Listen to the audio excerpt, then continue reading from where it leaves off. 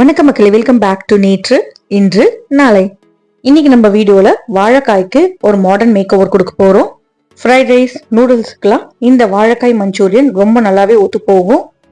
பண்றதுக்கு ரொம்ப ஈஸி, டக்குன்னு நீங்க பண்ணிடலாம். இந்த மஞ்சூரியன் பால்ஸ் பண்றதுக்கு உங்களுக்கு ரொம்ப மினிமமான இன்கிரீடியன்ஸ் தான் தேவைப்படும். அதுவும் எண்ணெயில டீப் ஃப்ரை பண்ணாம நம்ம ஆப்பக்கல்லுல ரொம்ப கம்மியா எண்ணெய் சேர்த்து ரோஸ்ட் பண்ண போறோம். இந்த வாழைக்காய் மஞ்சூரியன் எப்படி பண்ணங்கிறத பாக்கிறதுக்கு முன்னாடி நம்ம சேனலுக்கு நீங்க ஃபர்ஸ்ட் டைமா வரீங்கன்னா மறக்காம சப்ஸ்கிரைப் பண்ணுங்க. இப்போ வாங்க வீடியோக்குள்ள போகலாம். இந்த மஞ்சூரியனை நம்ம இண்டோ சைனீஸ் ஸ்டைல தான் பண்ண போறோம். முதல்ல இந்த வாழைக்காய் பால்ஸ் ரெடி பண்ணிட்டு அதுக்கப்புறமா அதை மஞ்சூரியன் சாஸ்ல போட்டு நம்ம 2 மினிட்ஸ்க்கு கொதிக்க விட்டோம்னா நம்மளுக்கு ரெடி ஆயிடும். இந்த ரெசிபிக்கு நான் 4 மீடியம் சைஸ் வாழைக்காய் எடுத்திருக்கேங்க. இட்லி பாத்திரத்துல வச்சு நான் ஸ்டீம் பண்ணி எடுத்துக்க போறேன். சாஃப்ட் ஆகிற வரைக்கும் நீங்க இதை ஸ்டீம் பண்ணிக்கணும். நீங்க ஃபோக் இல்லைன்னா நைஃப் ஏதாவது உள்ள இன்சர்ட் பண்ணி பார்த்தீங்கனாலே உங்களுக்கு வெந்துட்டா இல்லையான்னு தெரியும். ஒரு 10 நிமிஷத்துலயே உங்களுக்கு குக் ஆயிடும். வாழைக்காய் சாஃப்ட் ஆகி கலர் மாறிடும். வாழைக்காயோட சூடு கொஞ்சம் கம்மியானதுக்கு அப்புறமா நம்ம தோல் உரிச்சுக்கலாம். அப்படியே கத்தி வச்சு இழுத்தாலே உங்களுக்கு தோல் அழகா உறிஞ்சு வந்துடும். தோல் எல்லாத்தையும் ரிமூவ் பண்ணதுக்கு அப்புறமா இதை மேஷ் பண்ணிக்கணும். இதை அப்படியே மசிக்கிறது கஷ்டம், அதனால நம்ம இதை துருவிட்டு மசிச்சோம்னா நம்மளுக்கு ரொம்பவே ஈஸியா இருக்கும். பெரிய துருவல்ல துருவிட்டீங்கனாலே போதும். இப்போ இந்த 4 வாழைக்காயுமே நம்ம துருவி ரெடியா எடுத்து வச்சுக்கலாம்.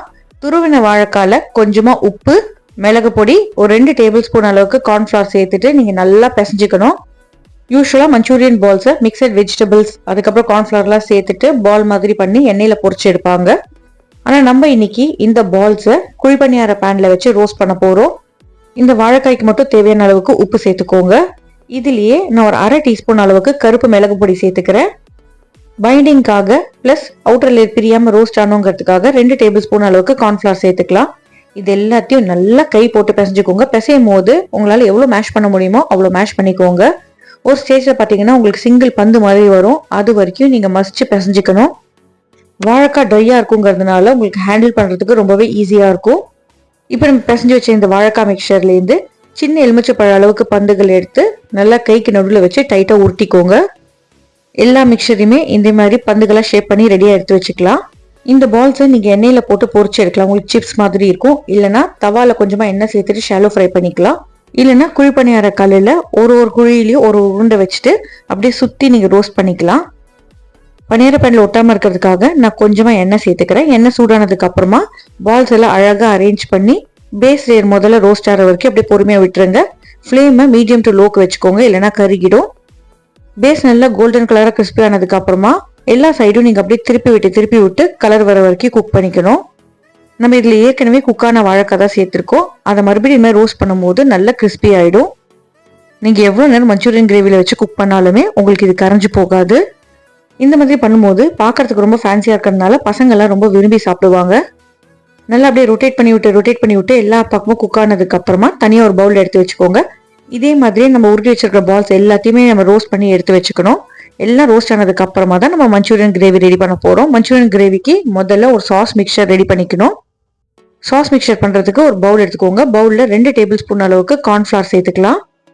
கார்ன்ஃபிளவர் தான் இந்த மஞ்சூரியன் கிரேவிக்கு திக்னஸ் அண்ட் பேஸ் கொடுக்கும். இதுல 2 டேபிள் ஸ்பூன் அளவுக்கு சோயா சாஸ் சேர்த்துக்கோங்க.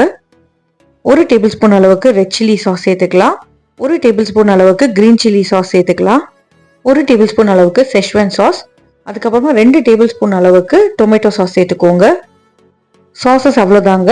இதுல 1 டேபிள் ஸ்பூன் அளவுக்கு ஸ்வீட்னஸ்க்காக நான் கொஞ்சமா வெல்லம் சேர்த்திருக்கேன். நல்லா லம்ஸ் இல்லாதபடி இதை மிக்ஸ் பண்ணி விட்டுக்கோங்க.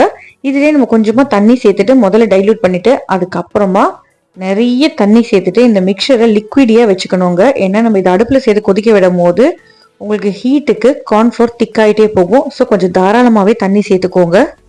அடுத்ததா கடாயில கொஞ்சமா வெள்ளை எள்ளு சேர்த்துட்டு ரோஸ்ட் பண்ணிக்கலாம். வெள்ளை எள்ளு கார்னிஷ் பண்ணும்போது அந்த ஆத்தென்டிக் சைனீஸ் ஃபிளேவர் வரும். எள்ளு படப்படன்னு புரிஞ்சதுக்கு அப்புறமா அதையுமே தனியாக ஒரு பவுல்ல எடுத்து வச்சுக்கோங்க. கடைசியா சேர்த்துக்கலாம். கடாயில 1லேருந்து 2 டேபிள் ஸ்பூன் எண்ணெய் சேர்த்துட்டு ஒரு முழு பூண்டை பொடிப்பொடியா நறுக்கிட்டு இதுல சேர்த்து ரோஸ்ட் பண்ணிக்கோங்க. பூண்டு கூடவே நான் கொஞ்சமா இஞ்சி சேர்த்துக்கிறேன். இஞ்சி சேர்க்கறது ஆப்ஷனல் தான். உங்களுக்கு ஃபிளேவர் பிடிக்கும்னா சேர்த்துக்கோங்க, இல்லைன்னா ஸ்கிப் பண்ணிக்கலாம். ஒரு பச்சை மிளகாயை நம்ம ரவுண்டா கட் பண்ணிட்டு இதுல சேர்த்துக்கலாம். அடுத்ததா டைஸ் பண்ண வெங்காயம் சேர்த்துக்கலாம். நான் 2 வெங்காயத்தை டைஸ் பண்ணி சேர்த்திருக்கேன். கொஞ்சம் பெருசாவே டைஸ் பண்ணிக்கோங்க. வெங்காயம் குக்காரத்துக்காக அப்படியே லைட்டா 2 பெரட்டி விட்டுருங்க. வெங்காயம் சீக்கிரம் குக்காரத்துக்கு வெங்காயத்துக்கு ஏற்ற மாதிரி கொஞ்சமா உப்பு சேர்த்துக்கலாம். இதுல உங்களுக்கு பிடிக்கும்னா நீங்க மஷ்ரூம், ஸ்ப்ரிங் ஆனியன், அதுக்கப்புறமா பெல் பெப்பர்ஸ்லாம் கூட சேர்த்துக்கலாங்க. பட் நான் இன்னைக்கு வெறும் கிரீன் கலர் கேப்சிகம் மட்டும் தான் சேர்க்க போறேன். ஒரு பெரிய சைஸ் கேப்சிகமை டைஸ் பண்ணிட்டு இதிலே சேர்த்துக்கிறேன். வெங்காயத்தோடவே கேப்சிகம் குக் ஆகட்டும். ஆனியன் கேப்சிகம் எல்லாமே இதுல வெந்து குழையக்கூடாது, கிரன்ச்சியா தான் இருக்கணும். ஸோ பாதி அளவுக்கு வெந்தா போதும். தண்ணி எதுவும் சேர்க்காம அப்படியே சாட்டே பண்ணிட்டே இருங்க. அடுத்ததான் நம்ம ரெடி பண்ணி வச்சிருக்கிற சாஸ் மிக்சர் சேர்க்க போறோம். சாஸ் மிக்சர் சேர்க்கறதுக்கு முன்னாடி ஃப்ளேமை லோக்கு மாத்திடுங்க, இல்லைன்னா அப்படியே திக்காகி உங்களுக்கு அடி பிடிச்சிடும், கீழே ஒட்ட ஆரம்பிச்சிடும். அப்படியே ஒரு பெரட்டி விட்டுட்டு கொஞ்சம் தாராளமா தண்ணி சேருங்க. கொதிக்க கொதிக்க உங்களுக்கு இந்த மிக்சர் கார்ன்ஃப்ளவர் இருக்கிறதுனால திக்காயிட்டே போகும். சூடாக சாப்பிடும்போது உங்களுக்கு தண்ணியாக இருக்க மாதிரி தான் இருக்கும், பட் கொஞ்சம் வச்சு சாப்பிட்டீங்கன்னா உங்களுக்கு அப்படியே திக்காயிடும்.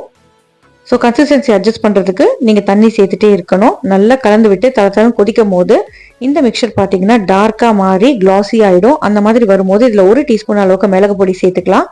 இப்போ இந்த சாஸ் மிக்சர் தளத்தளம் கொதிக்கும் போது நம்ம ரெடி பண்ணி ரோஸ்ட் பண்ணி எடுத்து வச்சிருக்கிற இந்த வாழைக்காய் பால்ஸை அப்படியே இதில் இறக்கிட்டு மஞ்சூரியன் கிரேவியோட இந்த வாழைக்காய் பால்ஸை 2 to 4 மினிட்ஸ் கொதிக்க விடலாம். கிரன்ச்சியாக அந்த அவுட்டர் லேயர் இதில் கொதிக்கும் போது கொஞ்சம் சாஃப்ட் ஆகிடும். பட் இந்த பால்ஸ்குள்ளெல்லாம் இந்த கிரேவி இறங்குமான்னு கேட்டிங்கன்னா அவ்வளோவா இறங்காது. மேலே அப்படியே வழுவழுன்னு கோட்டாகி இருக்கும். உங்களுக்கு இந்த வாழைக்காய் பால்ஸ் சாப்பிடும்போது கிறிஸ்பியாக இருக்கணும்னு நினச்சிங்கன்னா நீங்கள் இந்த மஞ்சூரியன் கிரேவியை பவுலில் சர்வ் பண்ணிவிட்டு மேலே இந்த பால்ஸை போட்டுட்டு கூட நீங்கள் சர்வ் பண்ணலாம். அந்த மாதிரி பண்ணும்போது உங்களுக்கு நல்லாவே கிறிஸ்பியாக இருக்கும். கடைசி அடுப்பு ஆஃப் பண்ணிவிட்டு 1 டேபிள் ஸ்பூன் அளவுக்கு தேன், வறுத்த எள்ளை சேர்த்துட்டு நீங்கள் சர்வ் பண்ணலாம். முடிஞ்ச வரைக்கும் சூடாக சர்வ் பண்ணுங்கள். ஃப்ரைட் ரைஸ் நூடுல்ஸ் கூடலாம் சாப்பிட்றதுக்கு ரொம்பவே நல்லாயிருக்கும். ட்ரை பண்ணி பாருங்கள். டேங்கியாக ஸ்பைசியாக ஸ்வீட்டாக இருக்கிற இந்த மஞ்சூரியன் எப்படி இருந்ததுங்கிறது எனக்கு மறக்காமல் கமெண்ட்ஸை சொல்லுங்கள். நம்ம சேனலுக்கு நீங்கள் ஃபர்ஸ்ட் டைமாக வரீங்கன்னா லைக் பண்ணுங்கள், ஷேர் பண்ணுங்கள், சப்ஸ்கிரைப் பண்ணுங்கள். இன்னொரு நல்ல ரெசிபியோட சீக்கிரமே சந்திக்கிறேன். Until then, take care. Bye bye. Have a great day. Thanks for watching.